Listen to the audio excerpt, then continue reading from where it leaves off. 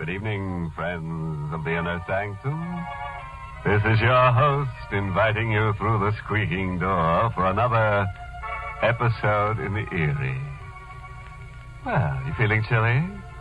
Well, why don't you just lie down right there and warm yourself on our bed of coals? Oh, dear. We feel a little sad this evening. Our pet vampire, Hubert, is strayed off the premises. Poor Hubert, he's sort of stupid. Partly bats, you know. Hubert's so dumb he doesn't know his grave from a hole in the ground. Now, if you should find him crawling around your place, don't let him annoy you. After all, vampires can be an awful pain in the neck.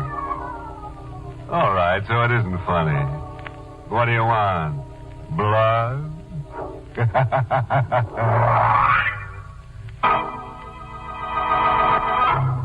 Tonight's Inner Sanctum mystery, Tempo in Blood, was written by Ed Adamson and stars Mason Adams in the role of Chick with Everett Sloane as Sanders.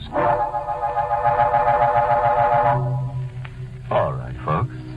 Suppose you hang around for a while. And when the show's over, I'll have Hubert cut you down. Now, let's get to our story. The thin, pale-faced young man sits before the battered upright piano. For a moment, he just sits there, his eyes staring vacantly, his hands squeezed together in a tight clasp. The hands unfold, and then slowly, unsteadily, the nervous fingers reach for the keyboard. I think I got it now. Yeah, that's it. That's the way it began. Yeah, now I got it. I got it. I was playing at the Silver Crescent, a smoky 2x4 gin mill over on 8th Street. I came to hear Chick Denson pound it out on a black and white. Yeah, I really had the joint jumping that night, really jumping. Except for one guy. He was sitting in a booth right across from the piano. He looked like he was playing hooky from the cemetery. That guy, the one I'm telling you about, he just sat there looking, doing nothing but just looking at me. Figured at first he was just a square, a long hair. Why did he keep looking at me that way, that creepy way? Started to get under my skin like the itch. He itched me so much I stopped pounding it. I stopped right in the middle and I walked over to him. What's the matter, mister? Don't you like my music making? Does it make any difference? Yeah, sort of. Didn't I appear appreciative? Sorry, I should have. You see, I've been following your career very closely for the past few months. Why? To learn all I can about you, study you. Sit down, Chick. I didn't like the way he was looking at me. All the time he was talking, he kept looking at me like he was burning a hole through my head. My name is Eric Sanders. So what's that to me? I find your music far more stimulating than I appear to. The mad tempo is extremely compatible with my thinking. Yeah? What kind of thinking? Thoughts on murder. What? You see, Chick, murder is my profession. I'm a criminologist of sorts, a student of murder. You know, there's a striking similarity between your music and murder. Yeah. The way I kill Beethoven and Bach. Underlying the mad scramble of notes, there's a definite plan. A plot that builds and builds to a wild climax.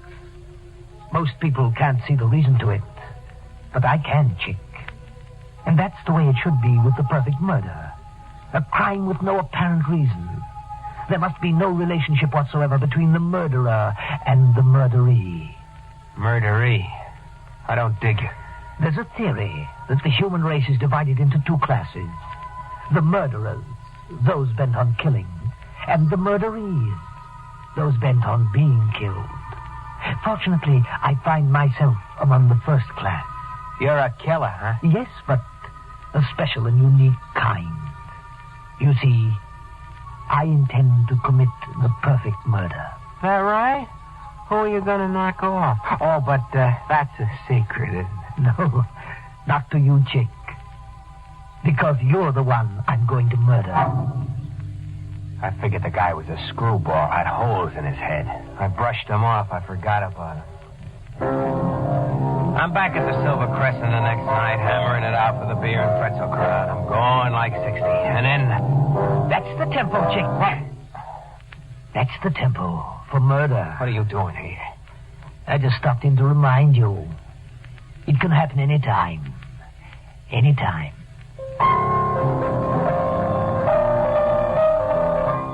That guy was beginning to get me. He was really getting me. And it got worse. Next night he shows up again. And the next. And the next. Hello, Chick. Now, look, will you stop playing games with me? It's not a game, Chick. You're going to die, just as I said you would. Will you stop it and get out of here? Go on, get out. I selected you because you're a murderee. It's written all over you. The perfect victim for a perfect murder. There's nothing you can do to prevent it. Oh, you'll see what I can do. You can't run away from me. I'll find you wherever you go. I'll go to the cops. I'll tell them about you. They'll take care of you. That's what cops are for. They'll take care of you good. The police. Go ahead, Chick. You go to the police. They'll think you're crazy.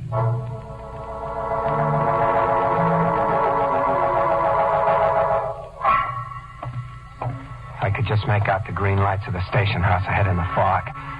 And then I stopped. Sure, I tell the cops the guy comes up to me and says, I'm going to murder you, buddy. You're number one on my kill parade. And what would the cops think? They'd think I drag on the wrong kind of smokes. That's what they'd think. So I turn around and I walk back. Get to the corner. I step off the curb and two lights jump at me. I try to get back, but...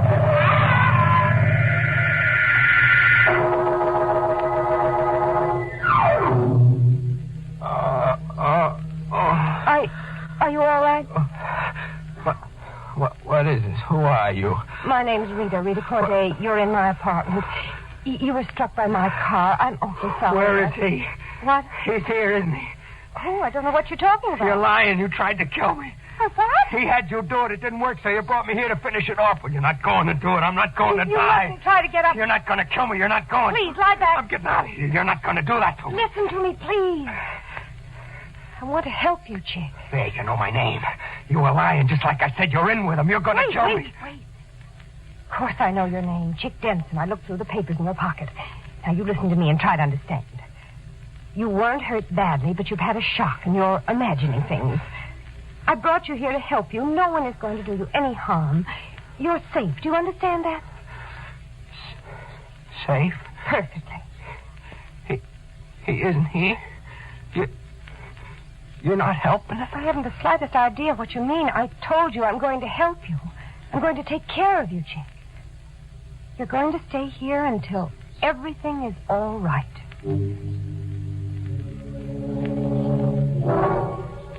Rita took good care of me. In a couple of days, I was feeling all right.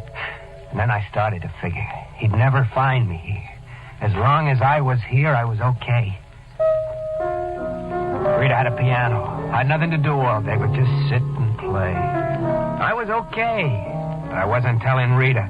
Not while Eric Sanders was still out to get me. I'm home, Chick. Hello, Rita. You're late. 10 minutes. I told you, baby, I hate to wait for you. Even just 10 minutes. I stopped in the store around the corner. I bought you something. Yeah. Go ahead, open the package. Okay. Rita. Chick, what's the matter? Look, where did you get it? I told you, in a store around the corner. Look at it. The Fine Art of Murder by Eric Sanders. Chick, I didn't buy that book. It was another one. I must have gotten the wrong package. They made a mistake. It wasn't a mistake. I got to get out of here. What's the matter with you, Chick? What's wrong? I'm going to get me. I've got to get away from here. I've got to get away. I walked and I walked. I didn't know where to go. Then I saw I was down by the waterfront. I stopped and I stood there looking at the river, trying to figure something out. I pulled out a cigarette. Then when I felt for my matches... Light, Chick. Sanders. I told you, Chick. It was no use running away. I told you I'd find you. I was waiting here for you. I followed you from her house. You sent that book. I told you I had a plan. Now look, you're going to leave me alone. No, Chick. Not until you're dead. Why does it have to be me? I told you why. You were born to be murdered, and I was born to do the murdering. And there's nothing you can do to prevent it. I'm going to make you stop, so help me. I'm going to. If I have to beat the life out of you, you're going to stop. Do you hear me? You're going to leave me alone. You're going to stop. Stop! You can't kill me. And you can't make me stop killing you. No matter how hard you try. It wasn't meant to be that way. No, you'll see. You'll see. I pounded into him. I beat him until my hands were sore. Then I stopped. He sagged to the ground. I was going to kick him in the face, right in that smirking face. But I couldn't. I don't know why. I wanted to, but I couldn't. Then he looked up at me. You can't do it, can you, Chick? It's just as I told you. You're the murderee, and I'm the murderer. You're the one who's going to die.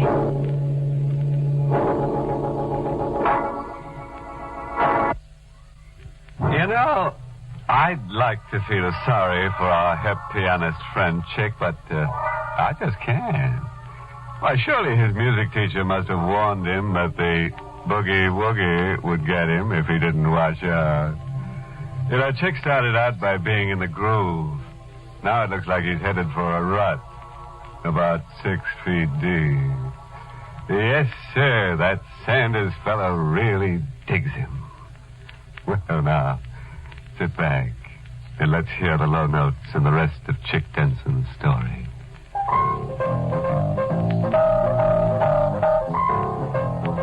I keep playing this number over and over again. I don't know why.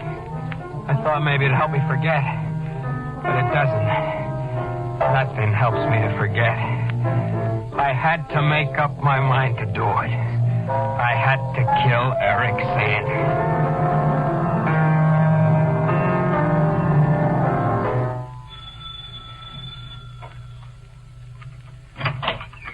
Well, Chick, nice of you to visit me.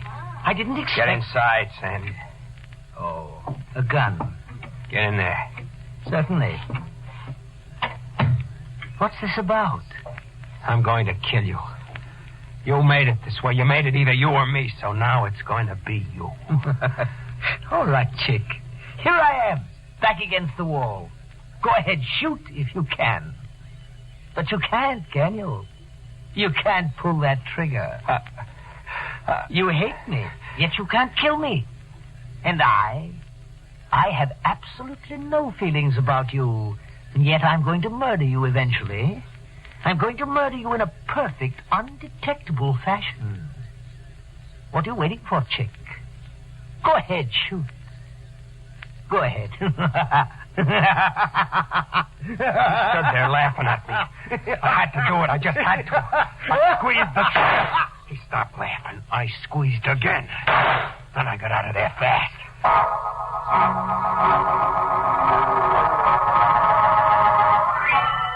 I went back to Rita's place. She was out. I sat down at the piano and banged on the ivories. I wanted to forget everything and just keep playing. I killed a guy. All right, so I killed him. But I had to do it. You can see that, can't you? Can't you? I kept punching away at the keys. Then all of a sudden, I feel something in the room, like a cold wind coming in when you open the door. Hello, Chick. It was him. Sanders. He was standing in the doorway. He was standing there as big as life. You thought you could kill me, but you couldn't, could you? You're dead. I shot you. You're dead. Oh, no, you couldn't kill me, Chick. You couldn't really kill anybody. I told you it wasn't in your nature. But I shot you. I fired the gun. You're dead. Yes, you fired the gun. But think. Maybe it was too dark in that room. The lights were low. You never fired a gun before, did you, Chick? Maybe your hand was unsteady. There are many maybes in murder. You've got to have a plan when you kill. A sure, definite plan. Like I have for you, Chick. A plan for the perfect murder. Don't come near me. Stay away. Don't come near me. No, Chick, it's not now. Not at this moment. But the time is getting closer. That's what I came to tell you. The time for you is getting closer.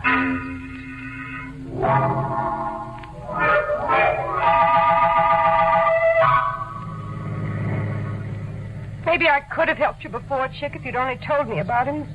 I don't know why I didn't tell you, Rita. Maybe I didn't trust you.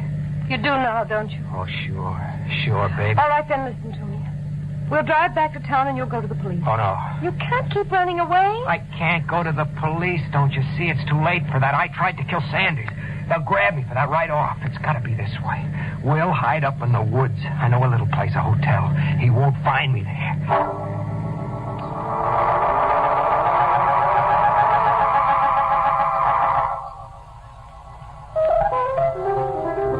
Chick.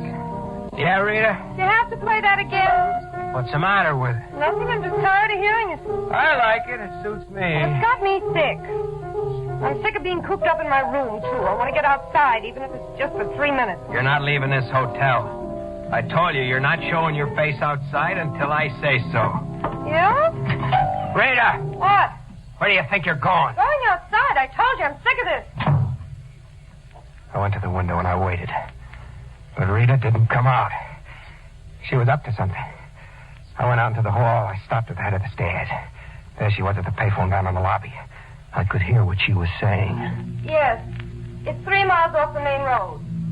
The Star Hotel. Then I'll expect you by 10 tonight. Oh, yes, you'll be here. I'll see to that. She hung up and walked outside. I got down to the phone fast.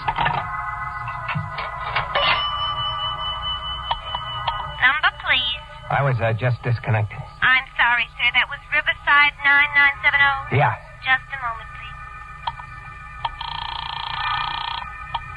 Hello. It was his voice, Sanders. Rita called him. Rita. She was in with him. He was coming to get me. The both of them, they were going to get me. But it wasn't going to be that way. I knew the woods around the hotel. I knew every inch of them. And now I knew what I was going to do with Rita.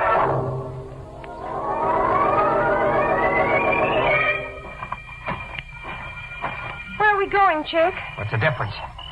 You wanted to get outside, now we're out. It's so dark in these woods. The moon's out. There's a clearing a few yards ahead. See? Plenty of light. It's getting late. We ought to get back, don't you think? You know something, Rita? What? You act like you had an appointment back at the hotel. Appointment? Yeah. You act like you expected somebody. Here's what I wanted to show you. I dropped this rock in that pool of mud. Now watch it. Disappeared. Uh-huh. Quicksand. Is that what you wanted to show me? What happened to that rock, Rita, is going to happen to you. Chick! I know you're in with Sanders to kill me. What? I heard you on the telephone. No, Chick, I didn't call him. Believe me. You're a liar. You're a lousy liar. I checked on you. I was trying to help you, Chick. That call was... Help me to a fast funeral. Well, now it's your funeral. He says I can't kill. Well, you'll see, Rita. You'll see. I can kill you. Please don't listen to me. You're Please. going under like that rock. Just like that. Chick, please, for mercy. Just like that rock. Please, listen to me. I was only trying to help you. Please, pull me out of here. Save me. Please. I stepped back and I watched the Help sand me. swallow her up. Chick, help me. Help. The woods were quiet again. I turned around, and then I saw him standing there in the moonlight. You killed her. He didn't look the same as he looked before. I could see it in his eyes. He didn't sound the same. His voice gave him away. He was afraid. Afraid of me. You killed her. You said I couldn't kill, but now you know I can. I planned her murder, Sanders. I planned it perfectly. I killed her, and now I can kill you. Don't come near me. Don't come near me. I chased him through the bushes. I followed him in the moonlight, and then he disappeared into the shadows. Go ahead, run. Run, but it won't do you any good, Sanders. I'm going to get you. I'm going to get you when you least expect it.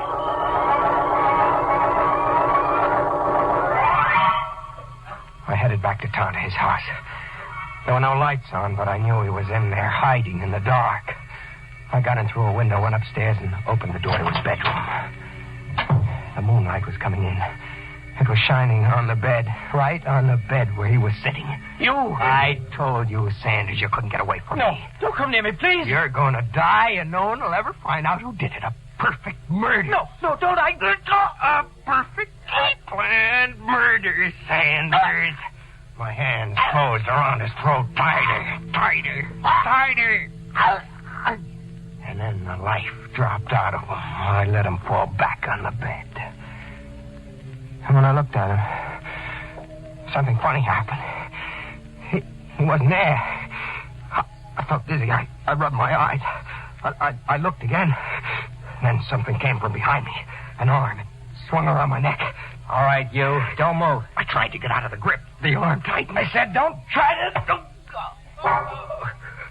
Something hard and heavy pounded on my head and slammed up against my brain. And then I faded. When I came out of it, I heard a voice above me.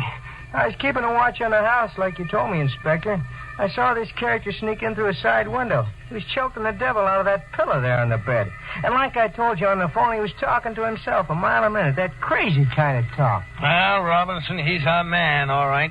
Sure, Inspector, but what bothers me is if he did knock Eric Sanders off 3 days ago, why in the deuce did he come back here again? I don't know, you got me. But it's a good thing for us he did.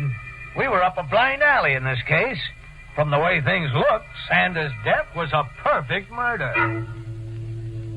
Before the trial started, they sent a doctor in to see me. One of those mind specialists. He spent hours with me. He told me why I bothered to go back again to Sanders' house. The first time you went to Sanders' house, Chick, you actually murdered him with your gun. But in your mind, you couldn't kill him. In your mind, he was still alive. But, Doc, I saw him. He talked to me. I heard his voice. Those were hallucinations, Chick. Yeah? What about the telephone call Rita made? I talked to him right after she did. Rita Corday was calling in a doctor to look at you. She thought you were mentally sick. When you heard the doctor's voice on the phone, you believed it was Sanders because you wanted to believe that. Rita, she was trying to help me, like she said. Yes. And after you killed her, you felt you could kill Sanders. That's why you went back to his house, to fulfill the murder in your mind. That's all there is to it, Chick. That's all there is to it. That's what the doc said. But there's more. The court said I was non-compass something. It means that you're crazy. That put me away in this place.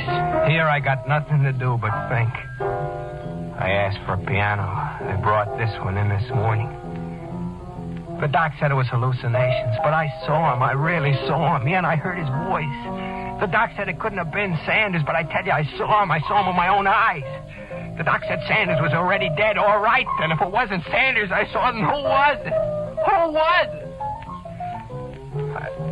I'm trying not to think. That's why I'm playing now. Maybe if I play long enough, I'll forget about what I'm thinking. I'll keep playing, that's all. I'll just keep playing.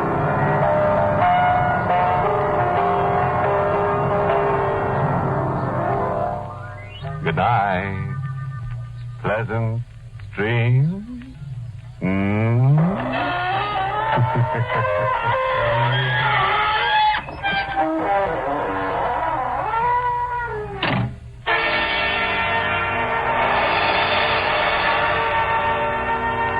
Inner Sanctum was a presentation of the United States Armed Forces Radio Service, the voice of information and education.